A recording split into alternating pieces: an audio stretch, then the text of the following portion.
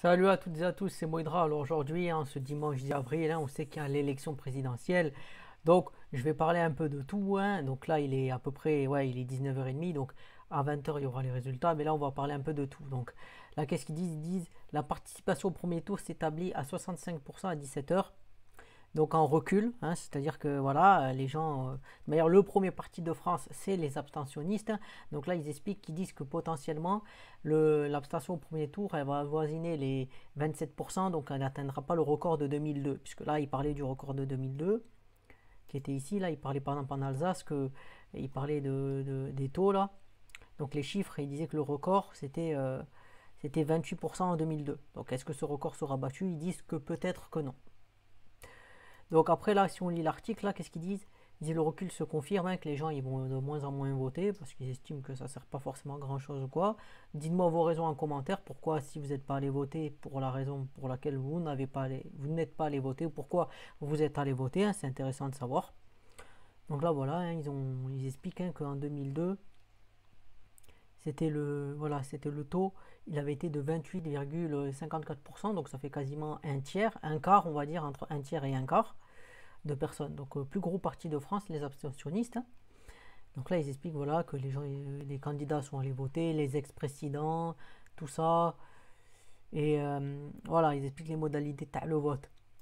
Donc là, ils expliquent comment aussi voter bon, avec les choses. Mais là, moi, je veux plus parler des résultats ou des potentielles prévisions qui pourraient être, notamment sur qui pourrait être au second tour. Donc là, voilà. Ce qui se passe, c'est quoi? Et ça, c'est toujours oui, voilà. C'est un vote inutile, mais je garde mon idéal. Donc voilà, ils parlent que la participation, voilà, nanana, donc ils expliquent, ils font les comparaisons avec les années précédentes. Voilà, après ils parlent quoi, les résultats présidentiels. Ils disent voilà que ça devrait fermer, qu'est-ce qu'ils disent? Voilà, en Outre-mer, un taux de participation très contrasté, donc les gens, voilà, ça a chuté. Les gens ils participent pas quasiment. Donc voilà, alors, je ne savais pas, depuis une loi du 25 avril 2016, la fermeture des bureaux de vote, elle est fixée à 19h contre 18h, mais j'ai compris que certaines villes pouvaient fermer à 20h, notamment en Alsace, à Strasbourg. Le bureau, il peut fermer à 20h. Après, qu'est-ce qu'il y a? Il y a... Voilà. Donc là, voilà, le résultat sera donné à 20h.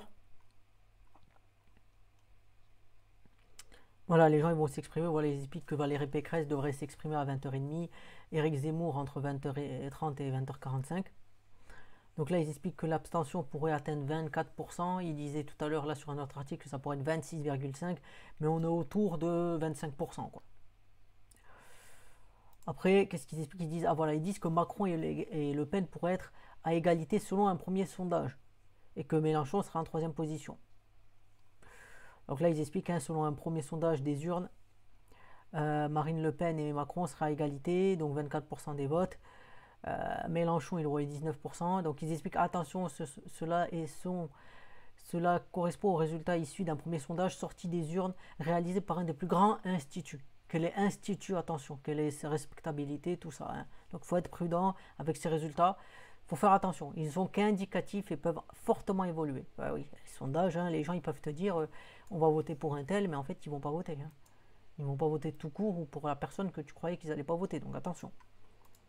Voilà, donc c'est les estimations à 19h de sondage. Donc ça, on verra dans une demi-heure si c'est exact, bien sûr. Donc là, évidemment, eux, ils n'ont pas d'estimation. Donc après, il y a quoi? Voilà. Donc au final, voilà, il faut retenir qui pourrait être au second tour. Donc ils expliquent que ça pourrait être deux. Pourquoi pas? On verra si ça se vérifie ou pas. Donc voilà, c'est la fin de la vidéo. C'était une petite vidéo courte pour un peu parler de l'élection présidentielle 2022, en ce 10 avril 2022. Donc voilà, si vous avez aimé ou détesté la vidéo, je vous conseille de commenter pour que j'ai votre avis, parce que moi ça m'intéresse de savoir votre avis. Vous pouvez dire ce que vous voulez en commentaire, c'est libre, moi je censure personne. Et aussi, pourquoi pas vous abonner, ça fait plaisir, ça aide à faire grandir la chaîne, et ça permet que, comme je fais des vidéos intéressantes, la plupart du temps j'essaye, eh bien, si les gens, moi je fais des vidéos, les gens se posent des questions, ils peuvent avoir les réponses, donc toujours la visibilité pour que plus de personnes aient les réponses souhaitées. C'était Moedra, je vous dis salut et à plus pour une prochaine vidéo.